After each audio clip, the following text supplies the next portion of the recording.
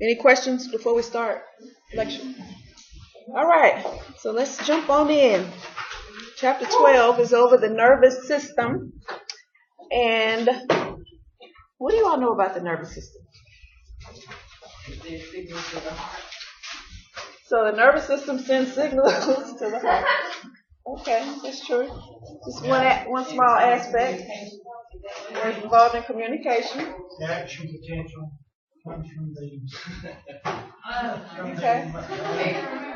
Action potentials, which so action potentials are a major part of this chapter, probably the most confusing part of the chapter. But you'll need to know about action potentials. We'll go over that next week. Okay. What else? Y'all know some things about the nervous system. Down to the synaptic cleft to the nerves. Oh, okay, so y'all remember that. So remember, okay, you know what? some things you all should know from last semester about the nervous system. One of the last things we covered. What did we learn about? Calcium, which goes down to tubules. Okay, so that's in the muscle, right? So remember, in order for muscles to, what do muscles do? Contract, right? So in order for them to contract, what has to happen? They have to release amino acid. Calcium. Released from the sarcoplasm. So before a muscle contracts, what has to happen? The muscle has to receive a signal, right, from the nervous system. From the brain, but more directly. So my brain is not going to touch my muscles, skeletal muscles, right? Nerve endings, nerves. Somebody said it. Neurons, right? What are neurons? Cells. Nerve cells, right? So nerve cells are called neurons. So the cells in our brain and spinal cord and the cells in our nerves are called neurons.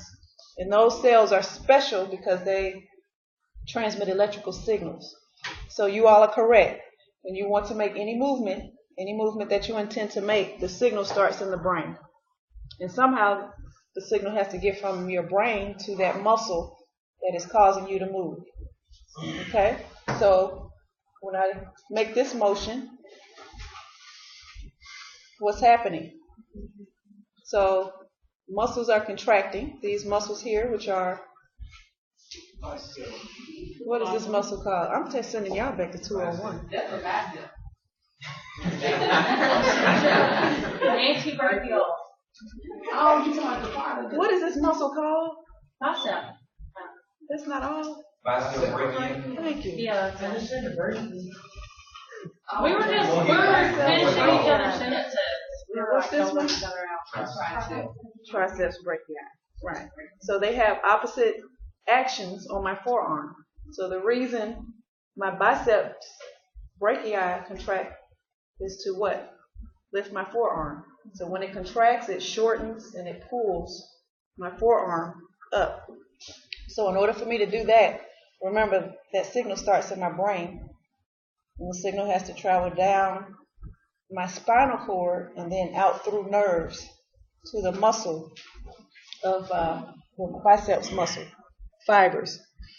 So let's think about this. If someone had, we say someone behind you pokes you in the shoulder with a thumbtack,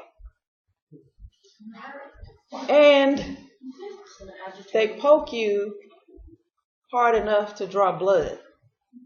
Probably gonna get punched. So how do you react to that?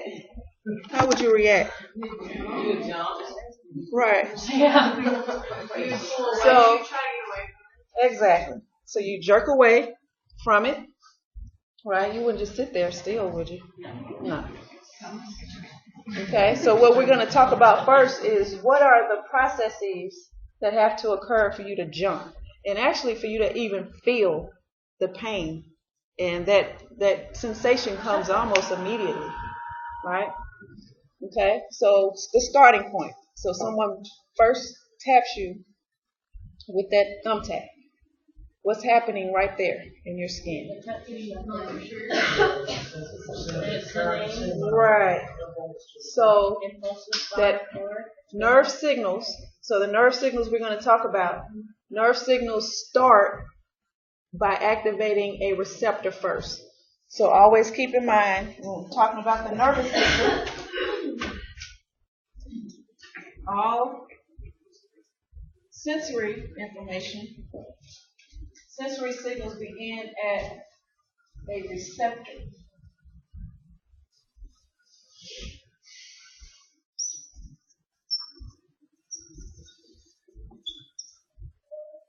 Okay? So once you activate that receptor, that stimulates a neuron to transmit a signal. So if I get stuck here, that receptor is activated. It's connected to a neuron, a nerve cell, that sends that signal into my spinal cord. And then the neuron connects with another neuron that takes the signal up to my brain. So before you can even feel the sensation, the signal has to make it where? To the brain. Everybody knows that, right? You don't feel a thing until the signal from your receptor makes it to the brain. Can you think of somebody who may have had an accident and now they have no feeling in some part of their body? Think about that for a moment. I told my children in my muscles in my foot. And like the top of my foot is dead. Like what the sky is, like the nerve. Like okay, and that's right. So you must have nerve damage in your feet. What's the more common thing that you hear about? Neuropathy also. So those have to do with the peripheral nerves. What about someone who has a spinal cord injury? Right. So if a person, for example, football players, unfortunately this happens to every now and then, where they break their neck, right? So after they break their neck, they lose what? The ability to move, but they also lose the ability to what? Feel. Okay? And it's the same, so the same reason that happens. So this is the brain, this is the spinal cord.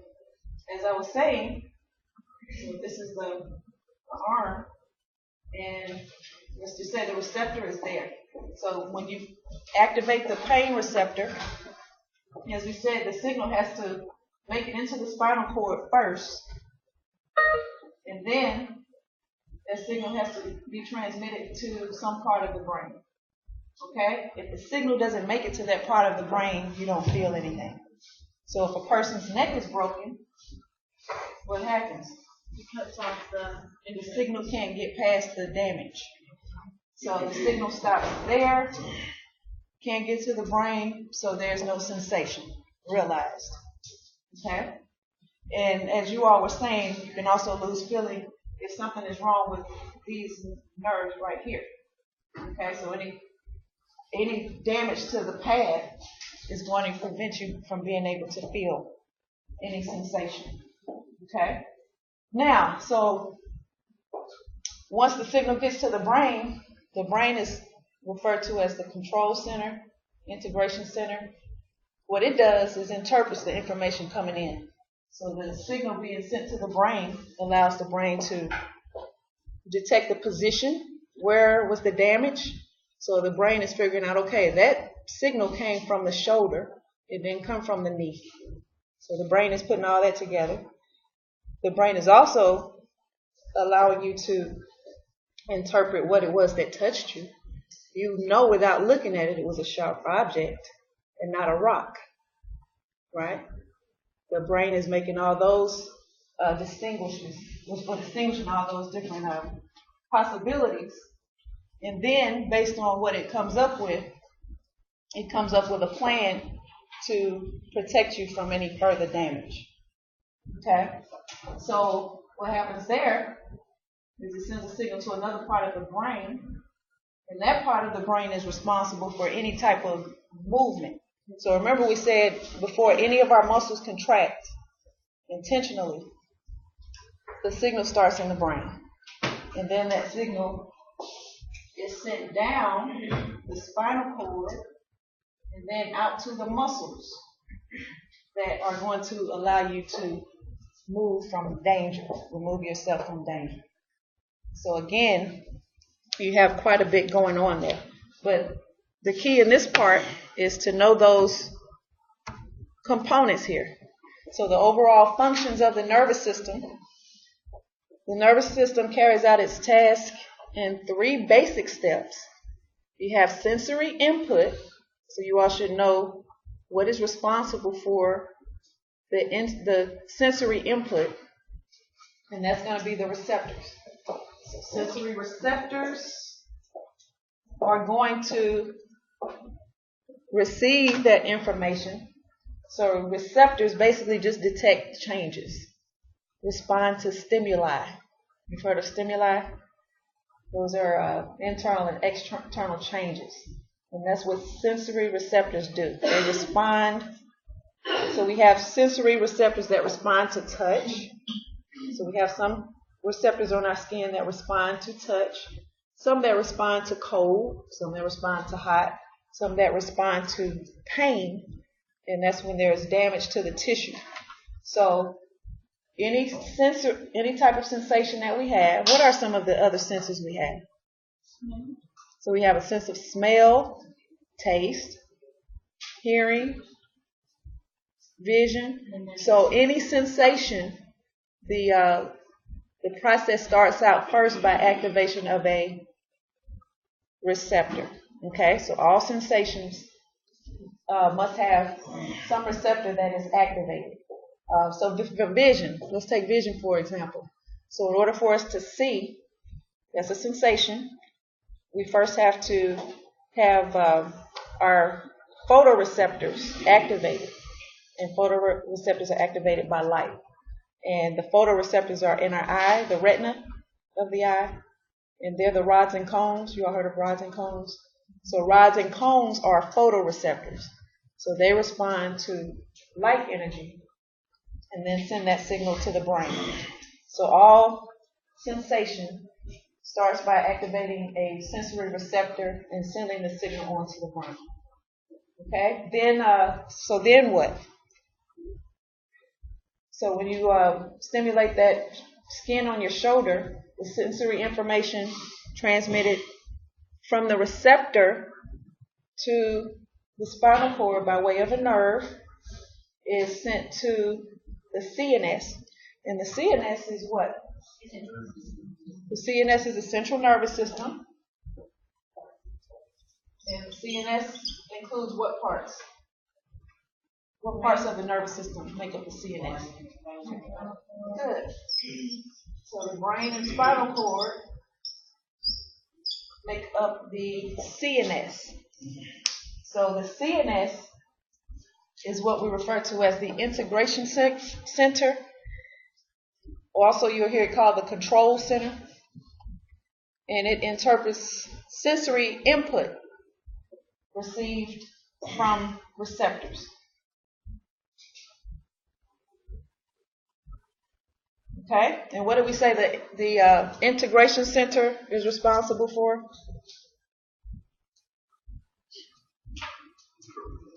Interpretation, right.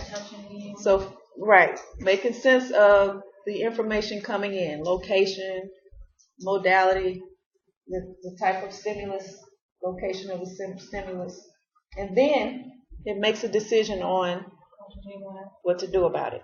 Good. And once it makes a decision, it sends out a signal to, for example, a muscle. And what we'll do is muscles and glands are referred to as effectors. So what the CNS does is once it comes up with its plan for how to fix the problem, it sends out motor signals to muscles and glands. And if you all remember homeostasis, sweating, so what happens if your body overheats? The central nervous system. So actually what... Right, so you can think of these the same. I think we even discussed that.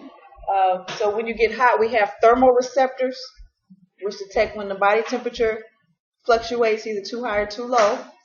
Those receptors are connected by way of neurons, nerves, to the CNS, to the control center.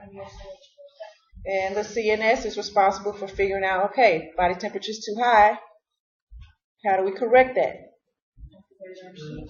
Activate sweat glands.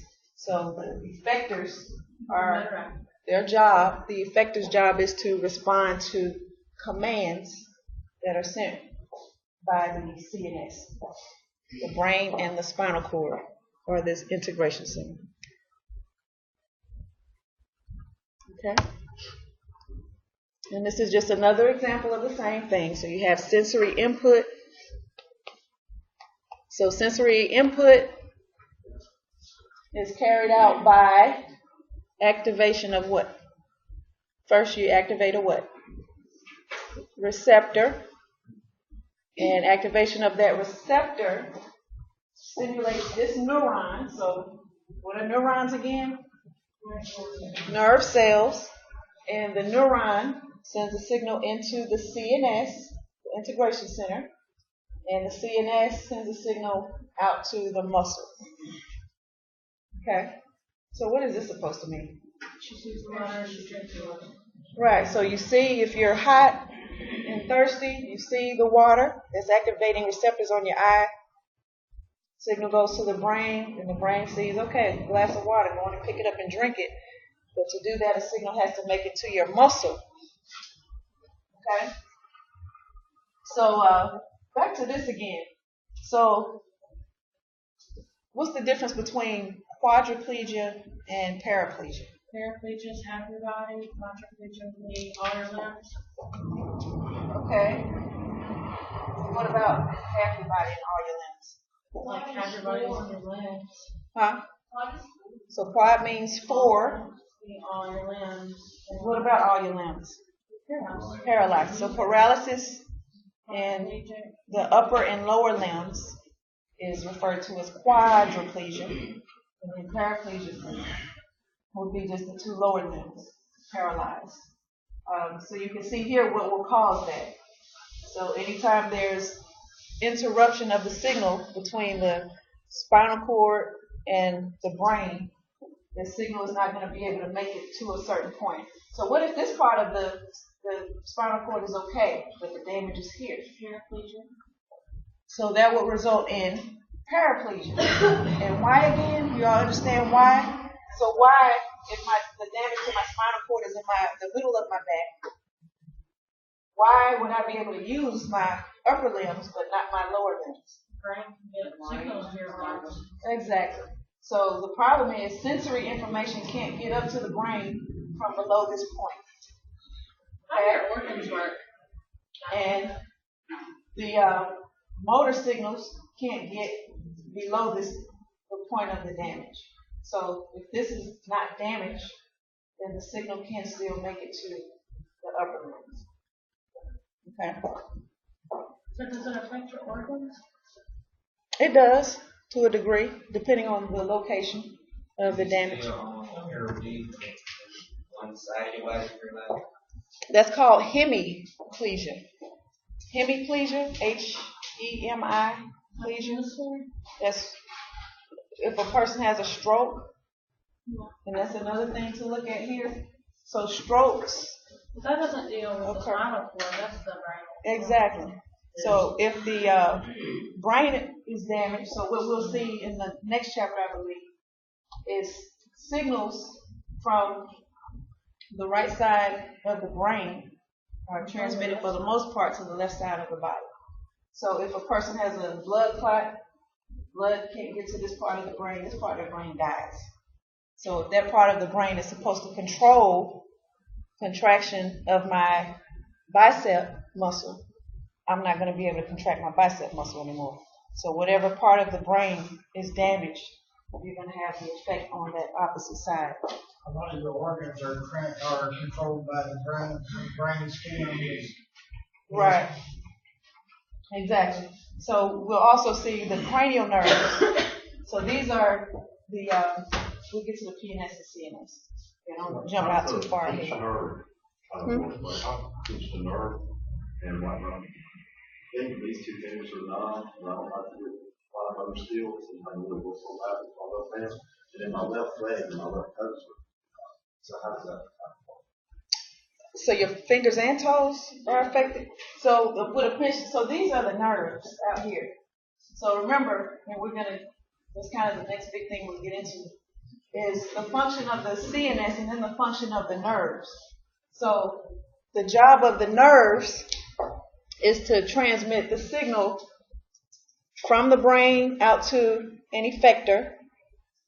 Let's go back to that slide.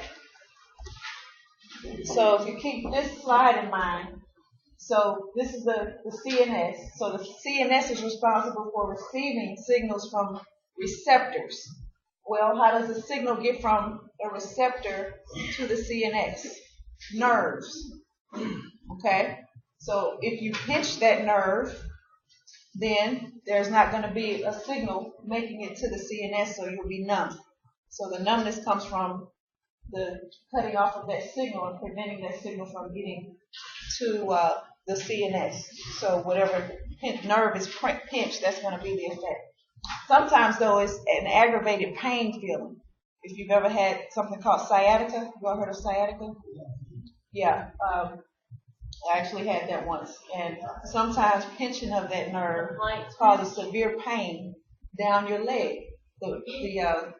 The sensory signals from your leg travel up the sciatic nerve. And the nervous system gets kind of confused thinking there's some pain going on in the leg, but it's actually just a pinched nerve that's transmitting a pain signal onto the brain. Amputees?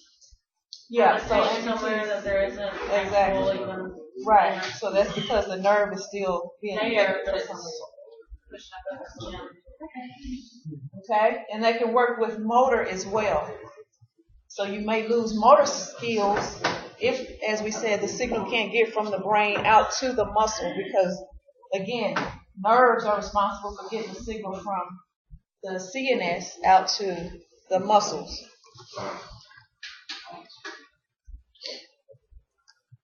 Okay, so now we already said that the CNS is made up of brain and spinal cord, and it is the integration or command center. What about the PNS? The PNS, Well, the nerves. So everything outside of the brain and spinal cord that is considered nervous system is going to be the PNS, the peripheral nervous system, all the nervous system except the brain and spinal cord. I don't like that as an answer though. So what are those parts called? Nerves and ganglia. So the nerves and ganglia are part of the PNS. And ganglia. And I'll get to that in a second. You know I'm going to have to tell you what that is. Okay, so nerves carry messages to and from the CNS. So that's the job of a nerve, to carry a signal from the CNS and to the CNS. And then just to think about what those words mean. Central versus peripheral. If you just had those two words alone. Central, what does that mean to you? Middle, right? So physically in the middle. And that's where you find the CNS, the brain and spinal cord. The peripheral, the word peripheral means Peripheral vision. right, out in the periphery, outside. So like peripheral vision. I can see straight ahead, but I can see out to the sides while I'm looking straight ahead. So peripheral, so you have the spinal cords which come off of the nerves which come off of the spinal cord. Yeah. So in this picture you can see the brain and spinal cord there in the center. And then these nerves extend from the spinal cord and transmit signals either to muscles and glands and receive signals from receptors.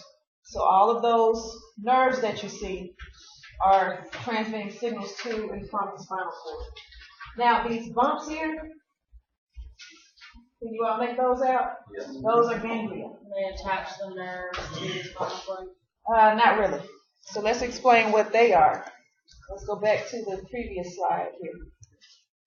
So a nerve, so you need to know how nerves are defined, what a nerve actually is, And a nerve is a bundle of axons, for short. So in short, nerves are bundles of axons wrapped in a connective tissue.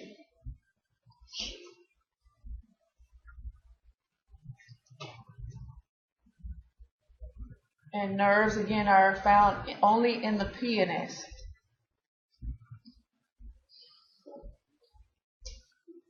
So there are no nerves in the spinal cord or in the brain.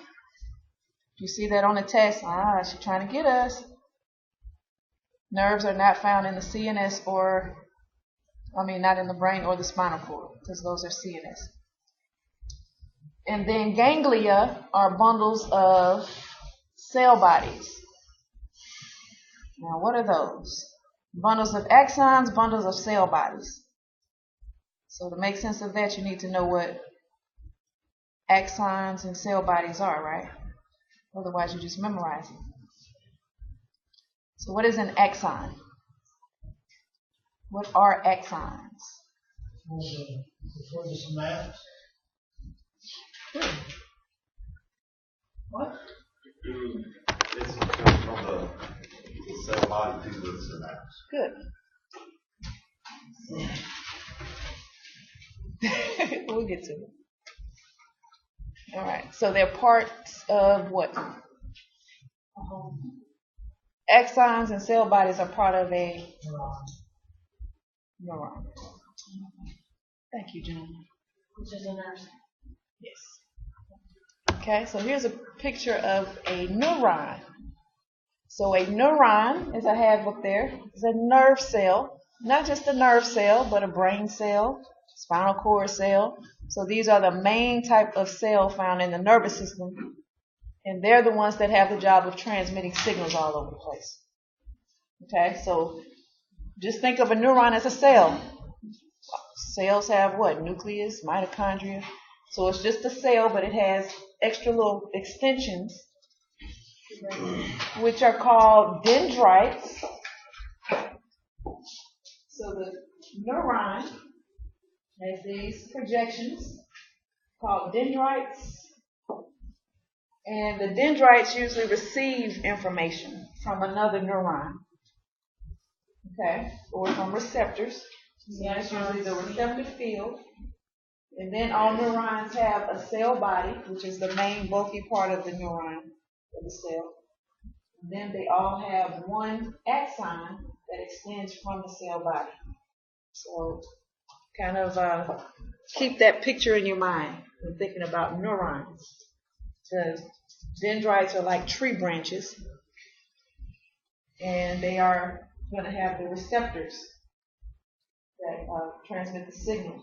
And what we'll see later on is that in a neuron, the signal always travels away from the cell body down the axon. And remember what happens at the end of the axon? That's the synapse, where there's a connection between that neuron and a muscle, right? The neuromuscular junction. Or between this neuron and then another neuron. That's the synapse. But remember what's released from the axon terminal? Yeah, acetylcholine. Good, thank you.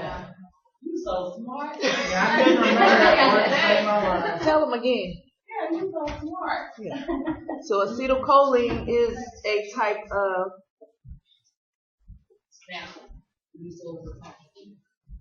acetylcholine is a type of, it's a chemical, but it's one of many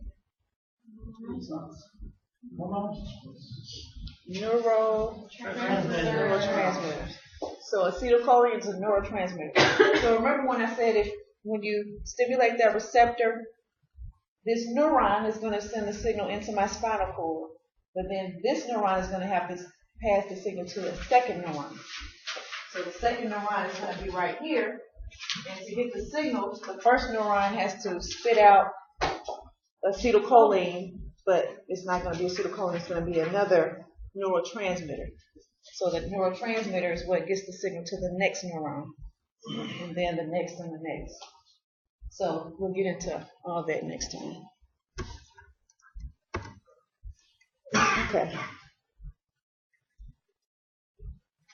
What time is this class over? 12:45. Okay, we do have labs, so we can stay all day. All right.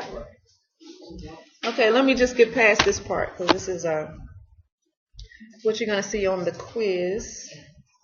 Mostly. Any questions so far?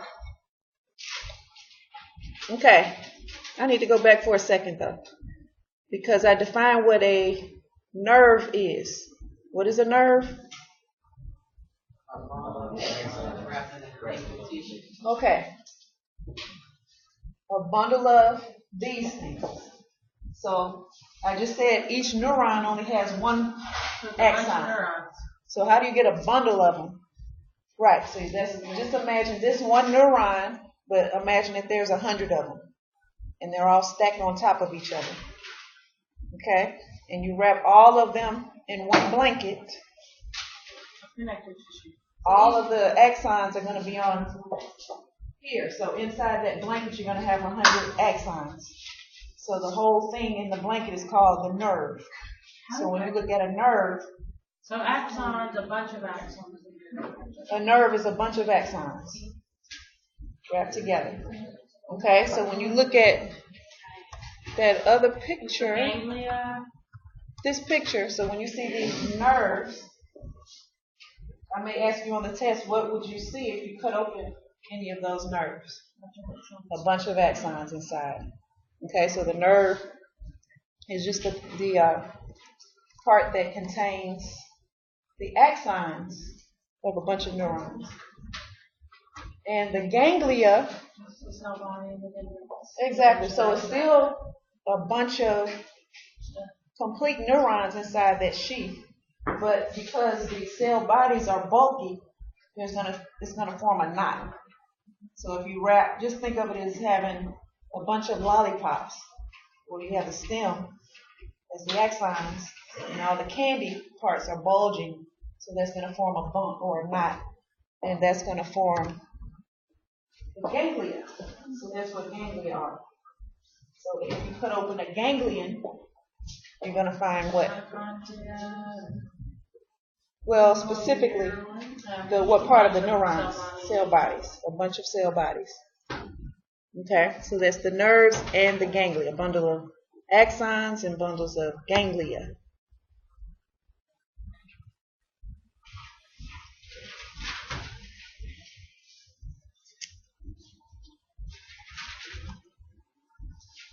Okay, I'm going to stop there. I think that's enough for today.